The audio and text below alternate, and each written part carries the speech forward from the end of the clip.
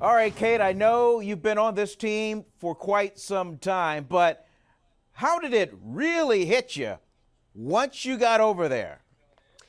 Yeah, I think it's been incredible to see what it took to make this Olympics happen. It's been obviously difficult to jump through all the hoops with paperwork, with travel, with PCR tests. But now being here, I think I just really appreciate that this time last year, we didn't know whether this event would be possible. And in fact, probably thought that it wouldn't be. So it's a huge honor and privilege just to be here. And I think that's something that all of our Olympians this year are just going to be really grateful that they get the opportunity to be here and to compete.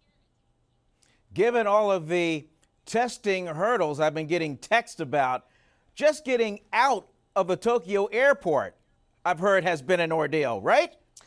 Yeah, it's definitely been challenging, but I think, for us, we had some athletes travel over before us, so we knew what to expect. We knew it was going to take 5 hours. And I think, again, we're able to be here. So all of these small hurdles, while they are maybe inconvenient or, take a little while, they're necessary to keep everyone safe and especially to protect the people of Japan. So, it's hurdles we're happy to jump over to make this event happen in a safe and responsible way.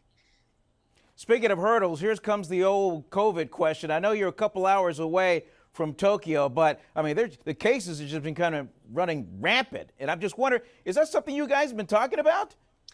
So the cycling village is in Izu, which is a bit outside of Tokyo. And honestly, for me, we've been quite isolated in a really positive way. We've been in this small satellite village where there's primarily cyclists. And in some ways, for me, it feels like a World Cup with maybe a little more fanfare. So we've kind of been able to just keep our laser focus on the event and, not really pay attention to what's going on elsewhere, which hopefully our staff is paying attention to that, but for the athletes, just being focused on doing our best, preparing the way that we know how, and competing at the best of our abilities is what we need to keep our focus on.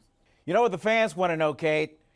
Tell us about the swag. I mean, you wear it well. You've modeled it great. Thank you. Yeah, no, it's awesome. I think in 2016, when I tried for an Olympic team, I was really focused on the swag and meeting other athletes and all of this kind of Olympic experience, going to the opening ceremonies. And this time around, I've really been focused on performance. I wanted to auto qualify and be here to compete at my top level. So for me, it's almost been like a fun surprise every day to have all of these extra parts of the experience, whether it's trading pins, getting all the awesome swag, and just having a lot of my family and friends be aware of the race and wishing me luck. So it's been really special, and for me has been a really positive impact. The other talk, as we've been watching the proceedings and seeing all these pictures, what in the world is up with the cardboard beds? Cardboard beds, not as bad as you'd think.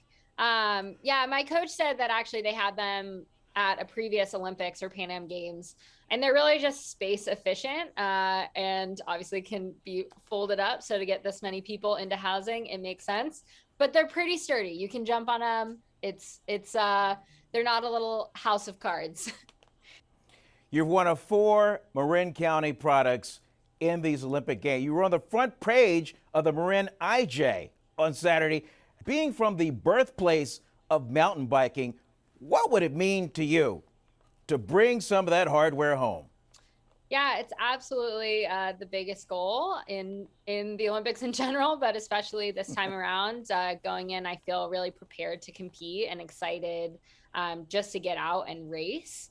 I think in general, the past year has taught us all that there's a lot of uncertainty and variability. And I would say my biggest goal for the Olympics has been to line up knowing that I've done absolutely everything that I can do to give myself a chance. And what happens after that start line depends on, how the race plays out and what opportunities I'm given on the day. But I would say I'm really proud to be lining up knowing that if I'm given the opportunity, I'm ready to capitalize on it.